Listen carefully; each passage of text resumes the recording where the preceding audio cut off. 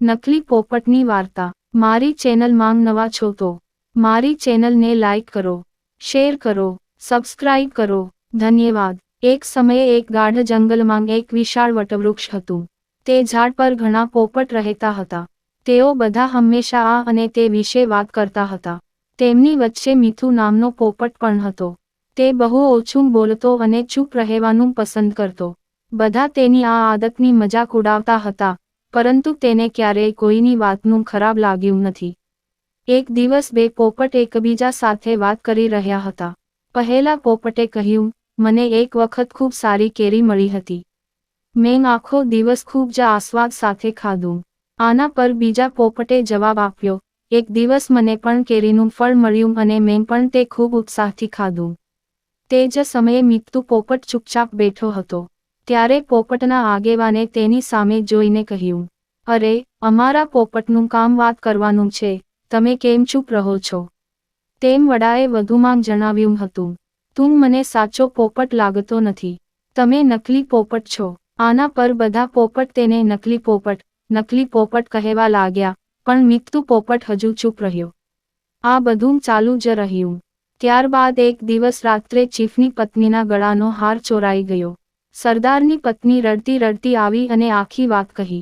ચીફની પત્નીએ કહ્યું, કોઈએ મારો નેકલેસ ચોરી લીધો છે અને તે અમારા જૂથમાંથી એક છે. આ સાંભળીને વડાએ તરત જ બેઠક બોલાવી. બધા પોપટ તરત જ સભા માટે ભેગા થયા. વડાએ કહ્યું, મારી પત્નીનો હાર ચોરાઈ ગયો છે અને મારી પત્નીએ પણ ચોરને ભાગતો જોયો છે. એ ચોર તમારામાંથી એક છે.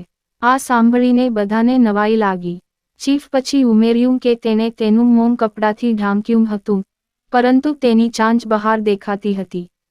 તેની ચાંચ લાલ હતી. હવે આખા ટોળાની નજર મીઠુ પોપટ અને હીરુ નામના બીજા પોપટ પર હતી, કારણ કે ટોળામાં ફક્ત આ બેની ચાંચ લાલ હતી.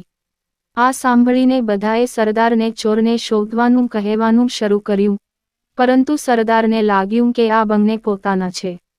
હું તેને કેવી રીતે પૂછી શકું કે તે ચોર છે? તેથી, વડાએ શોધવા માટે કાગડાની મદદ લીધી. સાચા ચોરને શોધવા કાગડાઓને બોલાવવામાં આવ્યા. કાગડાએ લાલ ચાંચવાળા હીરુ અને મીઠુ પોપટને આગળ બોલાવ્યા. કાગડાએ બંને પોપટને પૂછ્યું કે ચોરી વખતે તમે બંને ક્યાં હતા? આના પર હીરુ પોપટ મોટેથી બોલવા લાગ્યો, હું તે દિવસે ખૂબ થાકી ગયો હતો. તેથી, રાત્રિભોજન કર્યા પછી, હું તે રાત્રે વહેલા સૂઈ ગયો. મીઠુ પોપટે બહુ નીચા અવાજે જવાબ આપ્યો. તેણે કહ્યું, હું તે રાત્રે સૂતો હતો. આ સાંભળીને કાગડાએ ફરી પૂછ્યું, તમે બંને તમારી વાત સાબિત કરવા માટે શું કરી શકો? આના પર હીરુ પોપટે ફરીથી ખૂબ ઊંચા અવાજે કહ્યું, હું તે રાત્રે સૂતો હતો. બધા મારા વિશે જાણે છે. મીઠુએ જ આ ચોરી કરી હશે. તેથી જ તે આટલી ચૂપચાપ ઊભો છે. મીઠુ પોપટ ચૂપચાપ ઊભો હતો. સભામાં હાજર તમામ પોપટ ચૂપચાપ આ બધું જોઈ રહ્યા હતા. મીઠુ પોપટે ફરી નીચા અવાજે કહ્યું, મેં આ ચોરી નથી કરી. આ સાંભળીને કાગડો હસ્યો અને કહ્યું કે ચોર મળી ગયો છે. વડા સહિત બધા આશ્ચર્યથી કાગડા તરફ જોવા લાગ્યા. કાગડાએ કહ્યું કે આ ચોરી હીરુ પોપટે કરી હતી. આના પર વડાએ પૂછ્યું, તમે આ કેવી રીતે કહી શકો?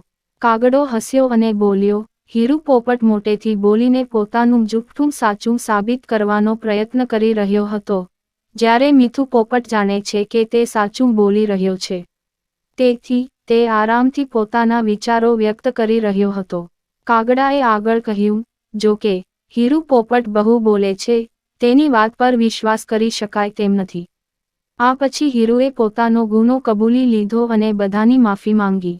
આ સાંભળીને બધા પોપટ હીરુ પોપટને સખત સજા આપવાની વાત કરવા લાગ્યા, પણ મીઠુ પોપટે કહ્યું, મુખ્ય, હીરુ પોપટે પોતાની ભૂલ સ્વીકારી લીધી છે. તેણે બધાની સામે માફી પણ માંગી છે. આ પહેલી વાર છે કે તેણે આ ભૂલ કરી છે, તેથી તેને માફ કરી શકાય છે. આ સાંભળીને સરદારે હીરુ પોપટને માફ કરી દીધો. વાર્તામાંથી પાઠ. ક્યારેક વધારે પડતું બોલીને આપણે આપનું મહત્વ ગુમાવી દઈએ છીએ. તેથી જ્યારે જરૂર હોય ત્યારે જ બોલવું જોઈએ. પૂરી વાર્તા સાંભળવા માટે ધન્યવાદ.